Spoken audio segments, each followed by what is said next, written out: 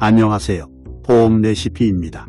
이번에 저희가 소개시켜 드릴 주제는 음식물 배상 책임, 시설 소유 관리자 배상 책임, 화재 보험입니다. 음식점을 운영하시다 보면 여러 가지 문제가 발생할 수 있습니다. 사고 유형을 알아보겠습니다. 1. 음식물로 인한 사고. 2. 시설의 문제로 인한 사고. 3. 종업원의 실수. 4. 화재.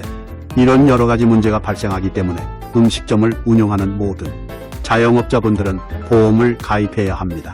우리 업장은 안 그러겠지, 우리 손님들은 안 그러겠지, 이러한 생각을 하다가 정말 큰 손해가 발생할 수 있습니다. 종류별로 어떤 사고가 있는지 알아보겠습니다. 음식물로 인한 사고. 1. 제조한 음식물을 먹고 장염이 발생함. 2. 음식물 안에 조개 껍질이 깨져 있어 발견하지 못하고 씹어 치아 파절 발생. 3. 배달한 음식을 먹고 장염이 발생함. 시설의 문제로 인한 사고. 2.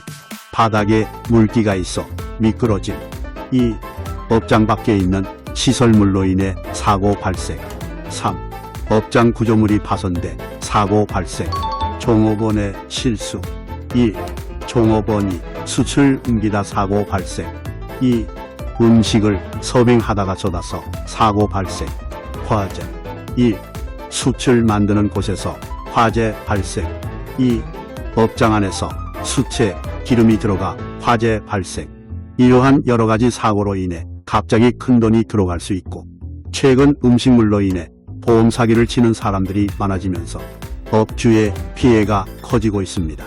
음식물은 어디서 먹고 문제가 발생했는지 알 수 없기 때문에 정말 피해를 입었는지 입증하기가 정말 어렵습니다. 그렇기 때문에 보험을 반드시 가입해서 보험회사가 피해자하고 합의할 수 있게 해야 합니다. 피해자는 장염으로 며칠 병원 다녀오는 것으로 끝나지만 업주한테 요구하는 것은 정말 많습니다. 예를 들면 일을 못했다고 일당을 달라고 하거나 정신적인 피해를 입었다고까지 주장하는 사람도 있습니다. 피해자가 이렇게 보상을 요구하는데 만약 업주가 들어주지 않는다면 피해자는 구청 위생과에 신고를 하면 조사가 나와 2주 동안 영업 정지를 해야 하기 때문에 영업 손실이 정말 클 겁니다. 또한 종업원의 실수로 음식을 서빙하다가 손님의 옷이나 가방에 쏟는 경우 세탁으로 해결되면 다행이지만 새 제품을 원하는 경우 큰 금액이 들어가고 쉽게 해결되지 않습니다. 이러한 경우에도 보험이 있으면 자기 부담금만 내고 보험회사에서 피해자한테 보상을 하기 때문에 아무 문제가 없습니다. 음식물 배상 책임, 시설 소유 관리자 배상 책임을 반드시 가입해야 합니다. 음식점 화재에 대해서 알아보겠습니다. 고깃집을 운영하다 보면 수출 피우는 데서 화재가 많이 발생합니다. 하지만 많은 보험 설계사가 수출 피우는 곳이 아닌 음식점만 화재 보험을 가입시킵니다. 업주는 그런 걸 모르고 막상 화재가 발생해서 보상을 받으려고 하면 보험회사에서는 가입한 것이 아니기 때문에 보상을 해줄 수 없다고 합니다. 그렇기 때문에 꼭 화재 보험을 가입할 때는 숲 피우는 곳까지 잘 가입이 되었는지 확인해야 합니다. 화재는 어떤 사고보다 피해가 크고 다른 곳에도 피해를 줄 수 있기 때문에 반드시 잘 가입해야 합니다.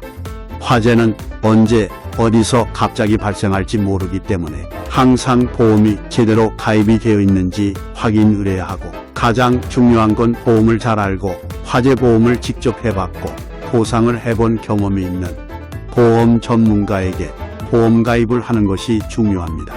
끝으로 보험 레시피는 보험회사에서 보상 경험이 많고 보험에 대해 누구보다 잘 알고 있는 전문가한테 맡겨야 합니다. 보험 레시피가 많은 자영업자분들의 어려움을 해결하겠습니다. 그럼 오늘의 보험 레시피는 여기서 마무리하도록 하겠습니다. 다음 시간에는 더 맛있고 유익한 레시피로 찾아뵐게요. 내용이 마음에 드셨다면 좋댓 좋아요 한번 눌러주세요.